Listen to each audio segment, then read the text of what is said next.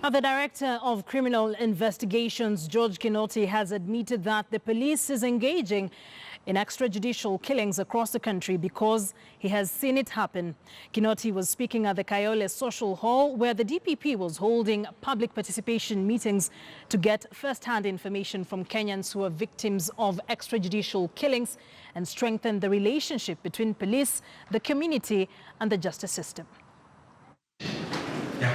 The victims of police abuse have had a chance to share their stories with the Judge Kinot-led DCI, Haji's ODPP, and the IPOA, hoping that the notes the team was taking all the while would be used to ensure a better relationship.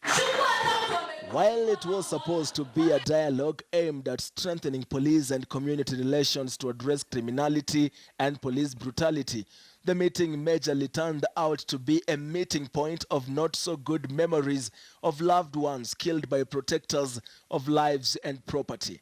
Si kama DCI, personally kama Judge Kinot, mtu ambaye ama human being ambayo witnesses ataipia God. At times even prayer. I can assure you and tell I have no history about the essay of Kayole Original. Tumejulikana, tumeonekana, ndio bradhangu apate justice. Juu alikuwa kijana mdogo, alikuwa shule na alikuwa boarding school. So sioni haja kuwa mtoto mdogo mwenye ana hatia hata kama amekukosea.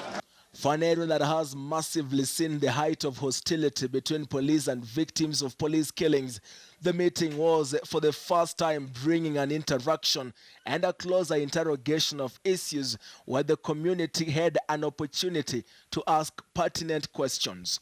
But the weight of the meetup was captured when DCI boss Judge Kinot admitted to there being extrajudicial killings in the service, but opted to call it unlawful killings. By that, the DCI fell short of declaring it murder. Seen one or two in the recent times, those people who really talk about the trauma, the tribulations and the hardship that the police officers experience in the field, trying to make sure that there's safety, security, and there's peace, and people go about their businesses with no threat whatsoever as far as criminality is concerned.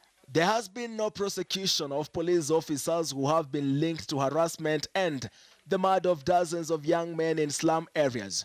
And while Kinot says no one will cover up for these rogue officers and that they will be prosecuted, the country is still recovering from the heinous acts of two police officers, Mike and Victor, from Embakasi police station. The two were taped beating a man black and blue in Nyayo Estate. They still roam freely in that area. Kinot was still the DCI when a rogue officer murdered young men in cold blood, captured on tape away in Eastleigh. Days later, police spokesperson Charles Owino, in a more familiar script, will shock the country by what he said about the daylight murder.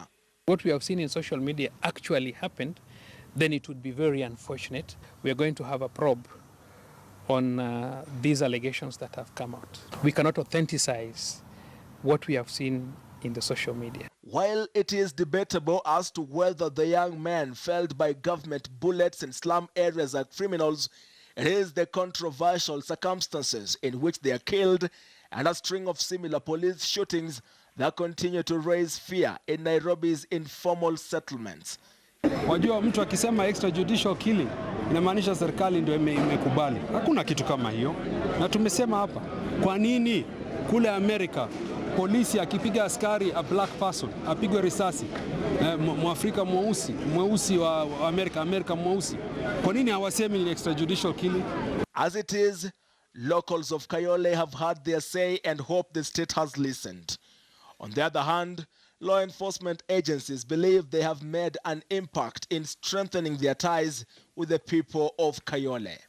Brian Obuya, KTN News.